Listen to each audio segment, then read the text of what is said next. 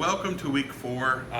This week we're going to be talking about puff pastry and pâte pastry cream, a little bit of Bavarian cream and anglaise, some basics for some of the European staples that we use every day in the industry. So we're going to start first today with our puff pastry, and this is a long step process, so please realize the video may be short, but it's edited for time and content. So we're going to start first with our cold water here. We're going to put our cold water into our mixer. And I'm using a dough hook in this case because I don't need to develop a lot of gluten. I'm going to put in my salt. And then I'm going to put in my flour. Now in this case, this is an all-purpose flour and a little bit of bread flour. We don't need all bread flour because we're going to develop gluten as we make all of our layers in this. So we'll dump all of our flour in there. And I'm going to turn this mixer on and let it start to come together. Now, you'll notice on the recipe there is 4.5 ounces of soft butter, and then there's an additional 15 ounces of soft butter. That's going to be going on the inside. So there's going to be two parts to this. We have the de-trempe and we have the barrage. The de-trempe is the dough itself. The barrage is our butter part. And so the process of de-trempe and actually making the lamination is going to be what we're going to be going over today. So we have our soft butter. I'm going to take this and just start throwing it in while our dough is mixing. Like I said, we're not trying to develop a lot of gluten here, but we do need to get the dough to come together smoothly.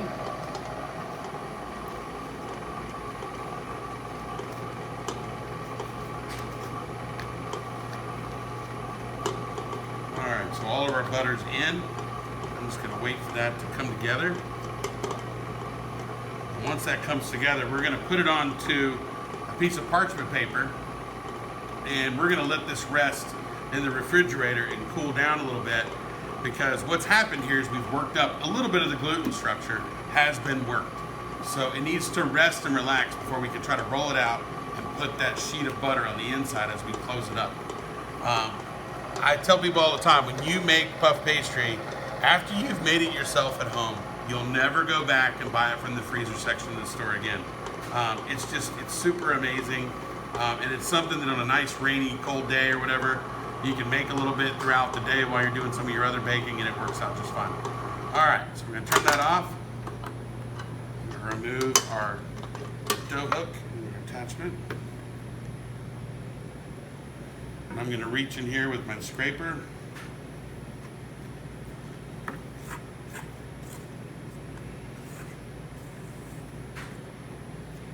And I wanna make sure that I've got everything incorporated. So I can go ahead and put it on my work mat here. And I'm going to just knead it by hand a little bit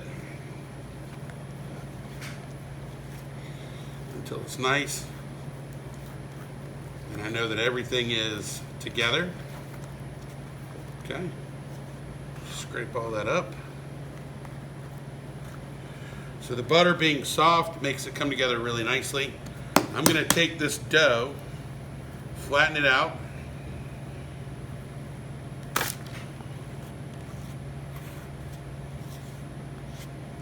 and we're going to put that on our parchment paper. I want it to be kind of flat.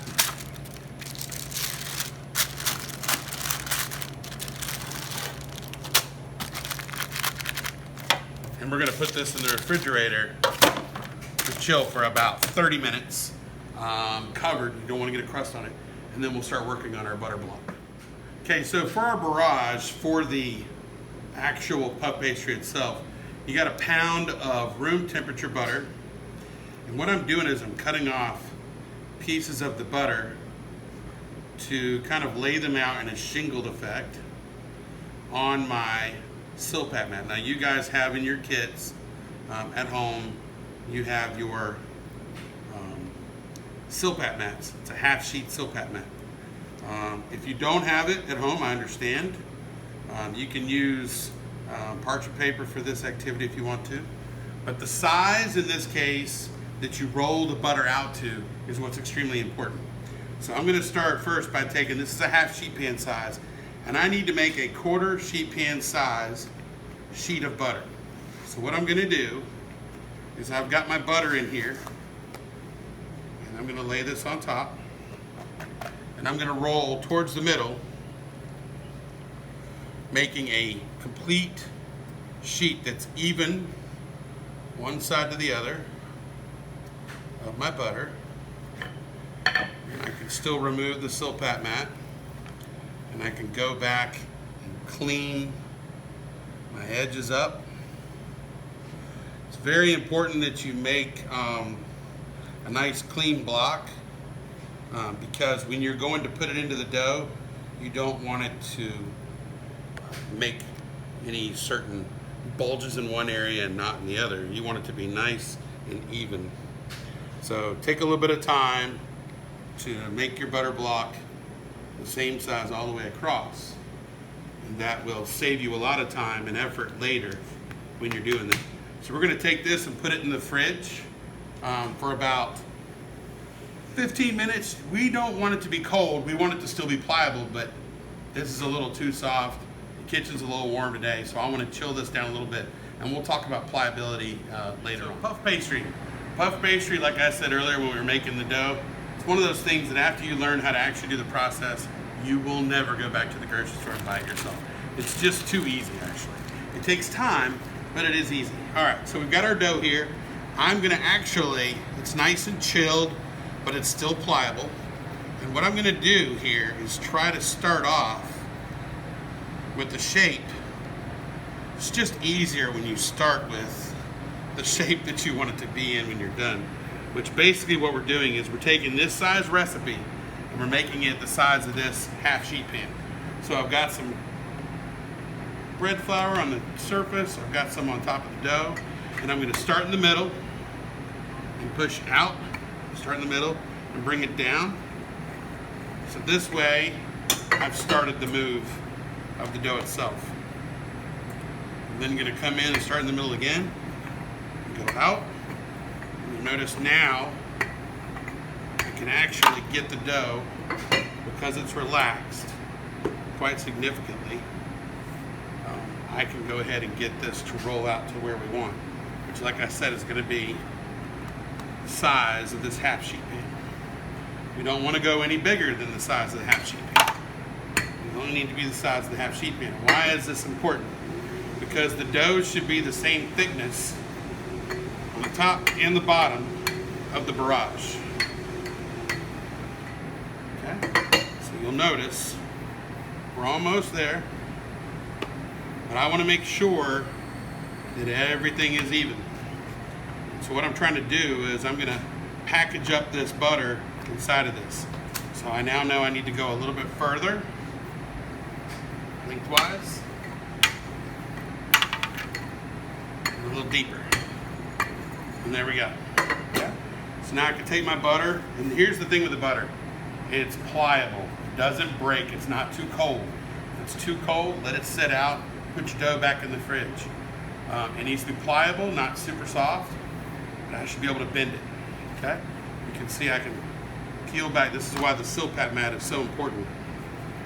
You can actually peel it back, leaving the butter on the mat itself.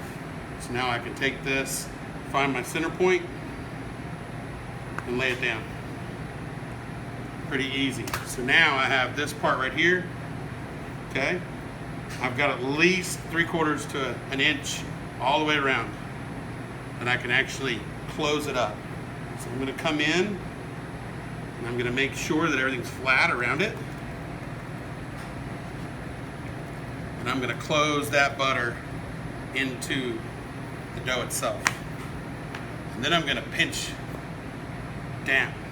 Okay, so I'm going to take my rolling pin and pinch on one end, pinch on the other end, pinch on the other end. So now I've got all of my butter is sandwiched in between 2 layers of dough, which gives us 3 layers. Okay, so once again I'm going to go back to the middle. I'm going to push out, back, out, back. I'm going to turn it 90 degrees.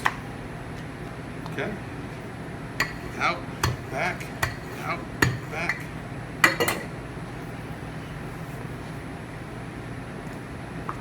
Make sure I keep everything floured up. I don't want it to stick to the counter or to the mats.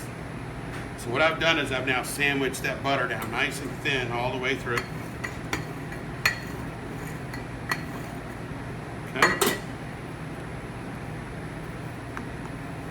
And now what I'm trying to do is I'm trying to roll it out the size of a full sheet pan.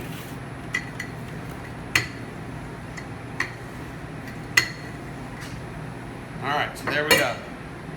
So I rolled it out to the size of a full sheet pan, taking a brush or a towel and get off the excess flour. And I'm gonna do what's called a book fold. So I'm gonna bring this to the middle. I'm gonna bring this one to the middle. Okay. Off the excess.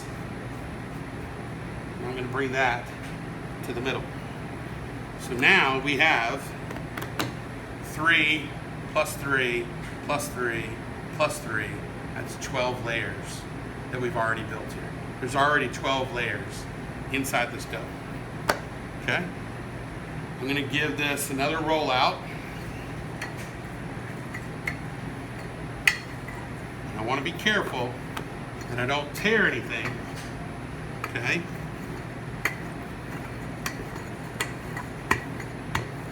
And right now the dough is still cold.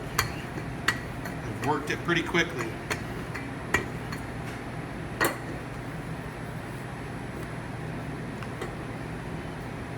I want to make sure that I get all those layers locked in.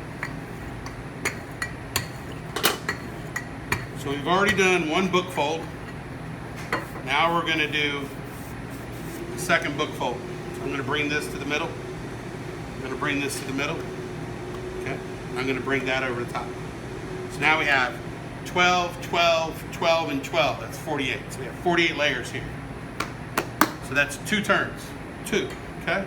I'm going to come in and lock in those 2 turns, but my dough is already telling me that I can't go any further without some rest. So if you look really closely, when I push up, the dough comes back. Push down, the dough comes back. This means that this dough needs rest. So what we're going to do is we're going to use our original parchment paper.